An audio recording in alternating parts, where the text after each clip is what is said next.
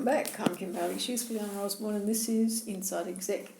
Today we're going to look at complaints. We're going to look at how you do that successfully and how you need to always be mindful of being result focused. So it's not about, I got this gift at Christmas time and it's already broken by New Year's Eve, I'm going to take it back and I'm going to tell them. Or it's not about, I ordered these things and they haven't arrived, or they arrived late, or they arrived broken, or whatever else it was, and you feel compelled to complain in some way or report it in some way. How do you ensure that you are going to get the result? Do you know what the result is, first of all, or are you just reacting? So it's about reaction and results, and not giving these things time without having a result in mind. A few of you, including ourselves, worked into a customer complaint unit, or whatever they call these days, a call centre, a committee where it looks like customer inquiries in a Customer CEO happiness is the latest one I've seen. Oh, okay, customer happiness now.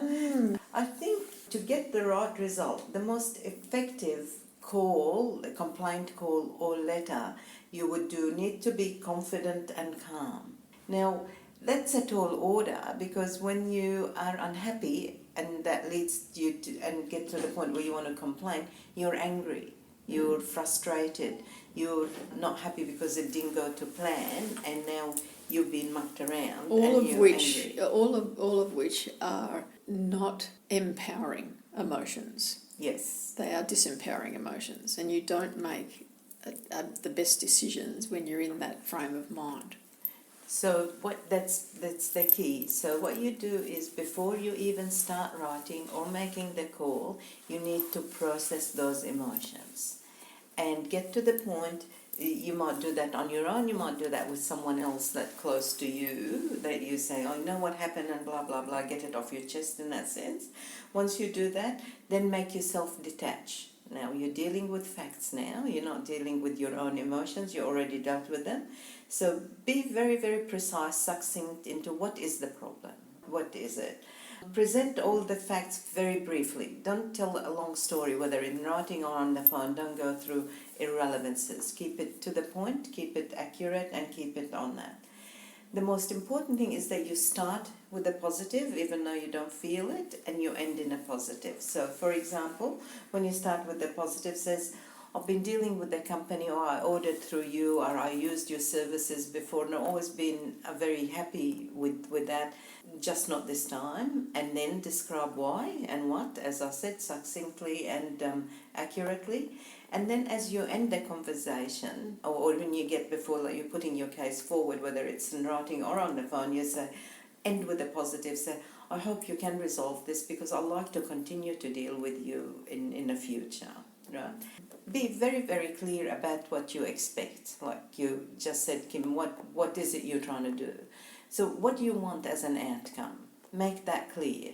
And be fair about it. Don't be unreasonable. If somebody mucked you around and you lost something worth $20, don't expect that they give you a return trip to around the world trip, for something that was worth about $20. So be fair, be clear on what to expect, be reasonable, keep track of the information and the calls and the information you've put together. If it doesn't get resolved, consider escalating, but using the same thinking about what you're trying to achieve. What I don't recommend you do not threaten.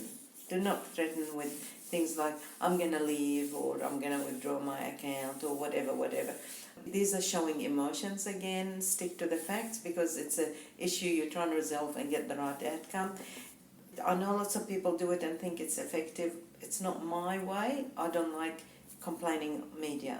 I don't like, if I'm doing a rating and I'm in the habit of doing rating, I'll be honest.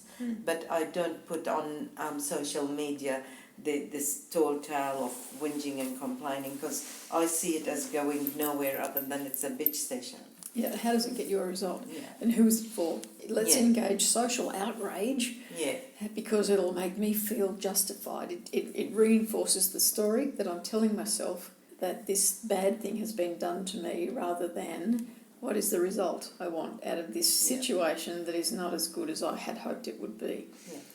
It's very easy to fall into that, bring in all of the troops around me and tell me that how horrible it is, but none of these people are interested in the result anyway. They're not going to be worried about whether you get your money back or not.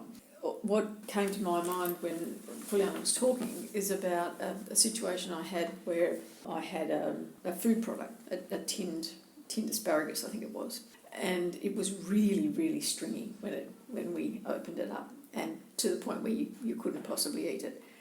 And so I obviously didn't send it back, but I wrote to the organisation and I said, I did the things that Fulyana said. I opened with something positive about, because we're vegetarians, we rely on good quality product, and we had always used this particular product up to this point and would obviously continue to do it because we felt that this particular incident was an isolated one, but we felt that they should know about it because it was a quality control thing, and how would they know unless they were eating the tins themselves? So I had the batch number, I had the production dates, all of the rest of it, and gave them all of that information, so stuck to the facts and just said this is what it was like. Now the outcome that I wanted from that was probably a bit nebulous. I probably wasn't thinking anything more than I just wanted to make a statement that it wasn't up to quality. If I think about it, my result was that quality would be better, that I would be more comfortable that quality was of a standard that I would expect, and so I could continue to buy the product. But what they did was they said, rather than send you another product or send you a credit to buy another product, they sent me stamps, postage stamps. And I thought, well, that's a very odd thing. Yeah. So the result that you're looking for, be really clear about what it is that you think you should get or you would like to get. And if you get something different that you're not expecting, be prepared to accept that with good grace. Be a good acceptor as well as a good giver, and think about what you can do with that if it's not something you can use. So the stamps were obviously something that I really wouldn't get any use out of. No. And so I sat down and I thought, well, who possibly could use stamps? Who would find any use for these? And I jumped online and I thought, well, I'll have a look at, we support a lot of animal charities. And I said, well, I'll have a look at some of the dog rescue places because they struggle for funds. And one of them has a list of things that they're looking for at the moment. And so it'll be like puppy pads or chew toys or whatever else. And sure enough, they had postage stamps listed there. So I just sent them off, and they were so appreciative that someone had done that. It didn't cost me a thing other than the stamp that I put the stamps in the envelope with. Yeah. And I did it anonymously, but they put a notice up on the website saying that someone had sent them all these stamps that they could use. Yeah. So it's about doing it the right way, getting a result. Might not be the result you want, but it's still a result. The other thing that I do is I judge whether it's really worth a complaint or not. Now, we travel a lot, and obviously everywhere we travel asks us for a review after we've been there. And I made a decision a long time ago that if a place, that I'll rate a place in myself in my head. So if a place is below the standard that I expect, I don't give a review at all. No feedback at all, nothing. Because I figure if I tell them all the things that are wrong, if I can't say anything positive, if you can't say anything nice, don't say anything at all. And that's how I live. So I don't say anything because I figure if they think that is acceptable, they're not going to improve it. And nothing I say will improve it. If they're a little bit above and they could, and I get a sense that they would take on some feedback, and I do this with the guests that we have on the podcast as well, then I will tell them there's these things or those things that you could do. So I'll do that with the accommodation. But when it's one that goes onto a website and is publicly available, I never say anything negative. I'll say these are the things that might be a challenge for you, but where you have the sections where it says this was good, this was bad, I won't fill in the negative side, but I'll fill in the top bit, and in the words I'll say something like, if you appreciate a unique character, then the manager of this place is someone you should meet. Interesting, I wrote something along those lines for a place we stayed at, and I actually got a comment back from someone who had stayed there as well and said, "You're not kidding." But rather than say he was rude and obnoxious, which he was, I thought, well, maybe there are other reasons why he was like that. I won't. Might have been an off day or anything. I won't label him, but I'll just say this was my experience. So that's my way of dealing with complaints, is that very rarely will I put pen to paper to make a complaint. The other thing that occurred to me while Fulyana was talking, and this is probably a record for me of her not saying anything while I'm talking, is that if you are going to do it on the phone, write it down first so that you've got the points in front of you that you want to consider. And it will help you keep coming back to the things that you want to mention. It'll help you keep coming back to the result. Write the result down as well. It keeps you focused in that conversation regardless of what they try and throw at you. Now, I had last year, and I think I talked about it in a couple of the podcasts, an ongoing issue with Telstra that was done by phone, and in the end I decided to call it a draw. And said, there's no way I'm going to get the result that I'm trying to achieve, so I'll just drop the bar a bit and I'll accept this. And you have to be prepared for that as well. It can't just be stand on my high moral ground and think, I'm going to get this and nothing else. It's a negotiation. Yeah. And that's it. It's making it clear but also being reasonable. And also give a thought to the people who are going to receive that call from you or the letter.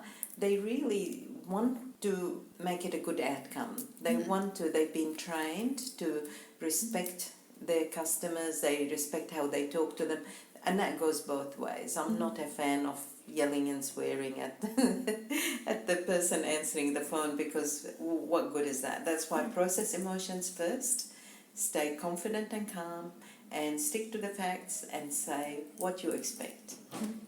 Now, can I also caution you, as has happened in the last 24 hours, if you get something that you want to react to in an email and you start to write and process your reactions in the return email, don't do it where you can inadvertently press a button. Yes. The other thing too is that, and we've talked about this before, is that if you physically write it down with a pen and paper, then it is removed from your thought processes. And so the instant reactionary emotions are gone and you can look at it in a more measured framework. It might take a while, it might take a page and a half, but help you process. It helps you process. Yes. So there are some cautionaries within all of that, but the basis is, remember to focus on the result that you want from this action that you're going to take. Remember that you are dealing with people at the other end of the process, and that they might be just following what they've been instructed to do. And if it is a change in a whole process that needs to happen, think about the process itself. Be proactive rather than reactive. Yeah. And with that, we will finish. I'm Kim Bailey, she's Fulyana Osborne, and this is Inside Exec.